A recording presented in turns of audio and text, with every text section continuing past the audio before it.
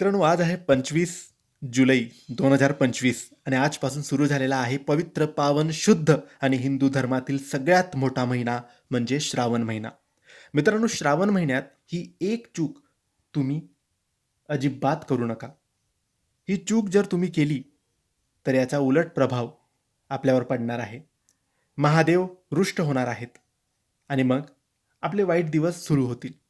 म्हणून हा पवित्र, पावन, शुद्ध महिना आहे. पूजा पाठ, सेवा, उपवास, चांगले कार्य, चांगले विचार यामध्ये हा महिना तुम्हाला घालवायचा आहे. काही चुका अजिबात करायच्या नाही. याच चुकांबद्दल आपण आजच्या या व्हिडिओमध्ये जाणून घेणार आहोत. तर मित्रांनो, श्रावण महिना हा पवित्र, पावन, शुद्ध महिना असतो. म्हणून या महिन्यात मांसाहार करायचा नाही, व्यसन करायचं नाही, दारू, तंबाखू हे पदार्थांपासून लांब राहायचं.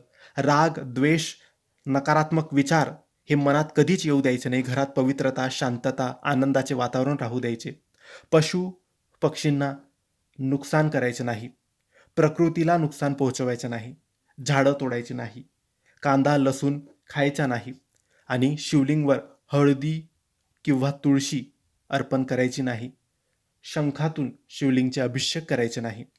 मित्रांनो, बेलपत्र ठेवताना ते उलटे बेलपत्र ठेवले जाणार नाही याची काळजी आपल्याला घ्यायची आहे. श्रावण महिना म्हणजे भक्ती, उपवास आणि शिवपूजेचा पवित्र काळ असतो. पण बरेच जण या चुका करत असतात आणि ज्या आपल्या सर्व श्रद्धेवर पाणी फिरवतात.